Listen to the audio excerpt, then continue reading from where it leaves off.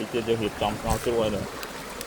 ៅពុកម៉ែបងប្អូនមានឆ្ងល់អត់ថាហេតុអ្វីបានជាខ្ញុំឧស្សាហ៍ដើរព្រៃឡើងភ្នំបោះតង់ម្លេះហើយតើមានគន្លឹះសុវត្ថិភាពអ្វីខ្លះក្នុងការដើរព្រៃការដើរព្រៃឡើងភ្នំបោះតង់វាប្រៀបបានទៅនឹងកីឡាមួយប្រភេទដែលជួយព្យាបាលទាំងផ្លូវកាយនិងផ្លូវចិត្តថែមទាំងរួមចំណែកផ្សព្វផ្សាយពីតំបន់ទេសចរដោយប្រយោលព្រមទាំងចែករំលែកនៅទស្សនីយភាពប្លែកៗជូនពុកម៉ែបងប្អូនទស្សនាកម្សាន្តថែមទៀតផងតើសកម្មភាពទាំងអស់នោះវាមានដំណើរការជួយទៅលើការព្យាបាលផ្លូវកាយនិងផ្លូវចិត្តយ៉ាងដូចម្តេចតើមកតាមដានពីដំណើរនៃសាច់រឿងពេញជាមួយខ្ញុំទាំងអស់គ្នាបើនិយាយពីអត្ថប្រយោជន៍ដែលទទួលបានពីការដើរព្រៃឡើងភ្នំបោះតង់មានច្រើនមែនទែនគឺវាពាក់ព័ន្ធទៅនឹង physical healing និង mental healing មានន័យថាការព្យាបាលផ្លូវកាយនិងផ្លូវចិត្តយ៉ាងមានប្រសិទ្ធភាពបំផុតយោងទៅតាមបទពិសោធន៍ជាក់ស្ដែងរបស់ខ្ញុំផ្ទាល់តែទោះបីជាសកម្មភាពទាំងអស់នេះវាផ្ដល់នូវអត្ថប្រយោជន៍ខ្លាំងយ៉ាងណាក៏ដោយក៏តម្រូវឲ្យមានការត្រៀមនិងការរៀបចំមុនពេលចេញដំណើរនៅសម្ភារៈប្រើប្រាស់ស្រាលៗក៏ដូចជាស្បៀងស្រាលៗមួយចំនួនដែរដើម្បីជៀសវាងការប្រែក្លាយត្រឡប់ទៅជារឿងដែលលំបាកសម្រាប់ខ្លួនឯងទៅវិញជាពិសេសនោះគឺគ្រឿងជំនួយថាមពលដើម្បីឲ្យជួយការធ្វើដំណើរបានទៅដល់គោលដៅហើយក៏សូមបើកវងកញ្ចក់ត្រង់នេះបន្តិចដែរមុននឹងបន្តទៅកាន់អត្ថប្រយោជន៍ទាំងអស់នោះអ្វីដែលជាជំនួយការសំខាន់របស់ខ្ញុំកន្លងមកគឺ Oracell បើនិយាយពីអត្ថប្រយោជន៍ Oracell ចំពោះអ្នកដើរព្រៃវិញ Oracell មានតួនាទីសំខាន់ក្នុងការជួយបង្គ្រប់ជាតិទឹកនិងអ៊ីយ៉ុងដែលល្អខ្លាំងសម្រាប់អ្នកដែលមានជំងឺរាគមិនថាអ្នកចូលចិត្តដើរព្រៃលេងកីឡាឬក៏ហាត់ប្រាណ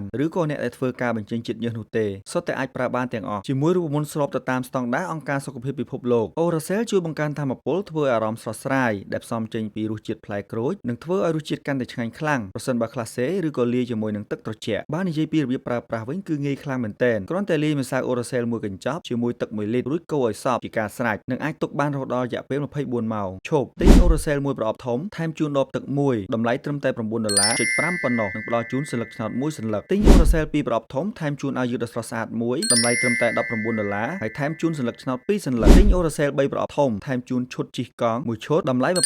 $28.5ហើយថែមសន្លឹកឆ្នោត3សន្លឹកសម្រាប់ការទិញ Oracell 4ប្រអប់ធំថែមជូនមួកការពារដ៏ស្រស់ស្អាតមួយតម្លៃ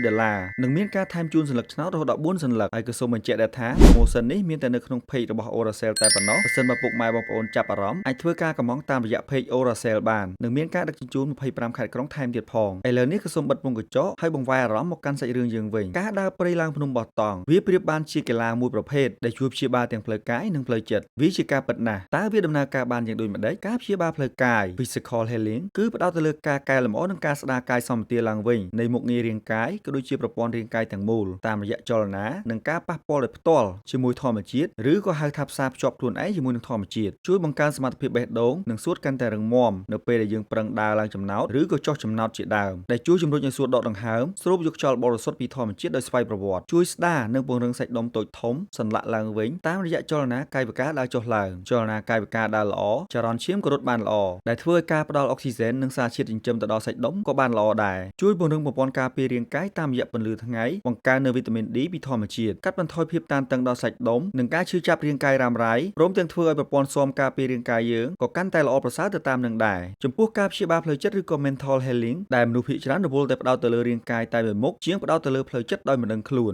ការព្យាបាលផ្លូវចិត្តគឺផ្ដោតទៅលើការស្ដារតុល្យភាពអារម្មណ៍និងការស្ងប់នៃចិត្តការកាត់បន្ថយសម្ពាធផ្លូវចិត្តតាមរយៈសម្រាកលំហែជាមួយបរិយាកាសធម្មជាតិព្រៃឈើទឹកជ្រោះសំឡេងសត្វដោយផ្ទាល់វាធ្វើឲ្យប្រព័ន្ធប្រសាទស្ងប់ស្ងាត់ល្អនៅពេលដែលខួរក្បាលសម្រាកគ្រប់គ្រាន់អារម្មណ៍វិជ្ជមានក៏កើតមានការបង្កើតទំនុកចិត្តលើខ្លួនឯងធ្វើឲ្យកម្លាំងចិត្តក៏កើតឡើងដែរទាំងអស់នេះគឺគ្រាន់តែជាការរៀបរាប់ត្រួសបូកផ្សំជាមួយនឹងបទពិសោធន៍ជាក់ស្ដែងរបស់ខ្ញុំផ្ទាល់ចុះចំណែកពុកម៉ែបងប្អូនវិញមានបទពិសោធន៍បែបណាដែរអាចចែកម្លែកក្នុងខមមិនខាងក្រោមនេះទោះបីជារឿងរ៉ាវទាំងអស់នេះវាបានផ្ដល់នូវអត្ថប្រយោជន៍ជាច្រើនយ៉ាងណាក៏ដោយក៏តម្រូវមានការរៀបចំមុនពេលចេញដំណើរដូចជាការប្រាប់អ្នកផ្ទះពីពេលវេលាទៅនិងត្រឡប់មកវិញត្រៀមនាឡិកាសម្រាប់បង្ហាញផ្លូវនិងដឹងពីរបៀបប្រើប្រាស់ពិនិត្យអាកាសធាតុមុននឹងចេញដំណើរនិងជ្រើសរើសផ្លូវដែលសមស្របទៅតាមកម្រិតរបស់យើងត្រៀមទឹកនិងស្បៀងក៏ដូចជាឧបករណ៍សំខាន់ៗមួយចំនួនទៀតដើម្បីជៀសវាងការផ្ដល់ផលលំបាកសម្រាប់ខ្លួនឯងសម្រាប់វីដេអូថ្ងៃនេះក៏ឈានដល់ទីបញ្ចប់អរគុណចំពោះការទស្សនាក៏ដូចជាការចែករំលែកបន្តជួបគ្នានៅវីដេអូបន្តទៀតជម្រាបលាបាយបាយ